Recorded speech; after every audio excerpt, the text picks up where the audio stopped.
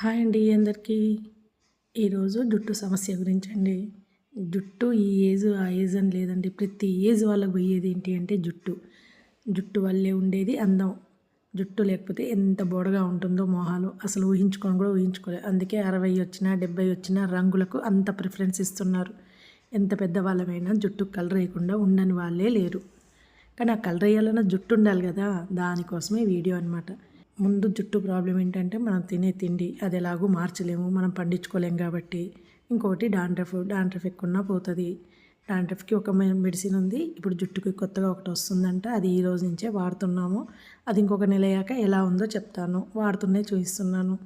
ఇంకొకటి ఏంటి అంటే జుట్టు ఇంట్లో దూతే ఏడ చూసినా జుట్టే ఉంటుంది. నెత్తి మీద కన్నా ఇంట్లోనే ఎక్కువ ఉంటుంది అనుకోండి. అందుకని నేనేం చేస్తాను అంటే సింక్ దగ్గర జుట్టు దువ్వడం స్టార్ట్ చేశాను. సింక్ చుట్టూ ముందు వాటర్ పోసేస్తానండి, అందులోకి దువ్వేస్తాను. మొత్తం అయిపోయాక మళ్ళీ వాటర్ పడేసి జుట్టు అనేది డస్ట్బిన్లో వేసేస్తాను. ఈజీ ప్రాసెస్ అండి. ఇంటి నిండా జుట్టు అసలు పడనే పడదు, ఉండనే ఉండదు.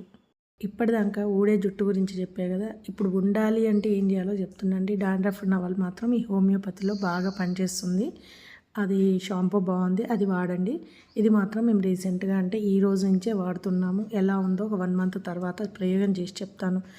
ఏదో ఒక మోటు సామెత ఉంటుందండి, ఉన్నది పోయింది ఉంచుకున్నది పోయింది అన్నట్టు. మరి ఇప్పుడు ఇది వాడుతున్నాము, ఉంటుందో ఉన్నది కూడా పోతుందో త్వరలో తెలుస్తుంది. మంచిగా ఉంటే మాత్రం మళ్ళీ మీకు చెప్తాను. నాలాంటి ప్రాబ్లం ఉన్న వాళ్ళు మళ్ళీ ఇది వాడేసేయండి. ప్రస్తుతానికి మాత్రం డాండ్రఫ్ది సూపర్గా పనిచేస్తుంది, అది వాడొచ్చు, ప్రాబ్లం ఏం లేదు, హోమియో కాబట్టి. జుట్టు లేకపోతే ఇన్ని బాధలు ఇన్ని ఆలోచనలండి. అందుకనే కాస్త ఆలోచనలు తగ్గించుకొని జుట్టు ఊడడం కూడా తగ్గించుకున్నాము. రెండు అయ్యే పని కాగానే అలా జోక్ చేశాను అంతే. మరి నచ్చితే లైక్ షేర్ సబ్స్క్రైబ్ ఎప్పట్లాగానే నేను చెప్తూనే ఉండాలి, మీరు చూస్తూనే ఉండాలి, సబ్స్క్రైబ్ షేర్ చేస్తూనే ఉండాలి. బాయ్.